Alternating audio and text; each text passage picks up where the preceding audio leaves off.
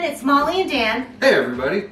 Today we are going to make our first vintage cocktail and we are doing Planter's Punch. Sounds amazing. How do we start? Well, we need to juice some fruit. So there's orange juice, lemon juice, lime juice, and pineapple juice in this. Okay. And I thought that we would just use all fresh juice this time, nothing bottled. Though you can use bottled if you want.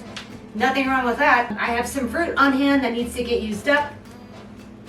Oh, we're gonna do it. Let's get started. We're just gonna finish juicing the rest of this fruit.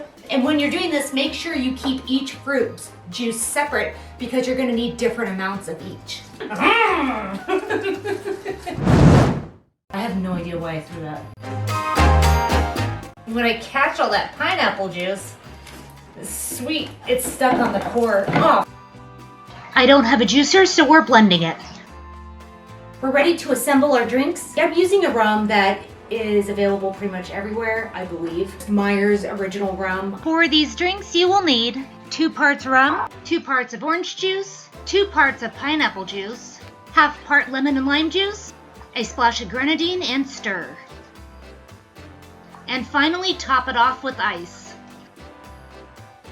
Garnish with a cherry. You need to have these cocktail umbrellas. These are not optional. Add a fancy garnish if you wish. Well, Dan, do you want the red umbrella or the green umbrella? I will take the green. All right, let's see how the Planter's Punch tastes.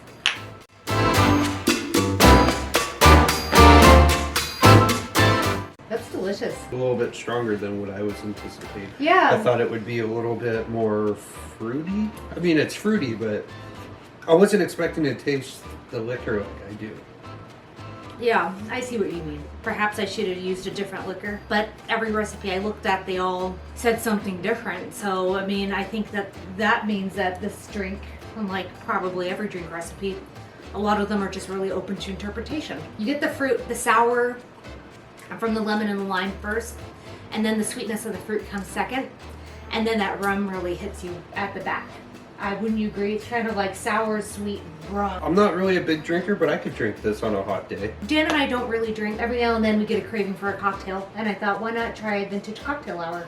I think that'd be kind of fun. And it's a Saturday night, we have nowhere to be. We're smoked in right now. Yes, this wildfire smoke is pretty bad. And COVID. And COVID. So we just don't leave the house anymore, so might as well drink. You're lucky I put on real pants for this. I did not. So let's talk about texture. I did not strain our fruit juice. Our drinks have a lot of pulp in them. I don't mind pulp, but some people do. So either strain your fruit juice or use bottled fruit juice that doesn't have pulp in it. I'd make this again. I would. I could. I think, make it easier on yourself by using bottled fruit juice, but I just had a bunch of citrus fruits that were sitting around and needed to be used up, so. Because that's how we roll here in Washington, organic. We're not organic. What are you talking about? I'm not doing that.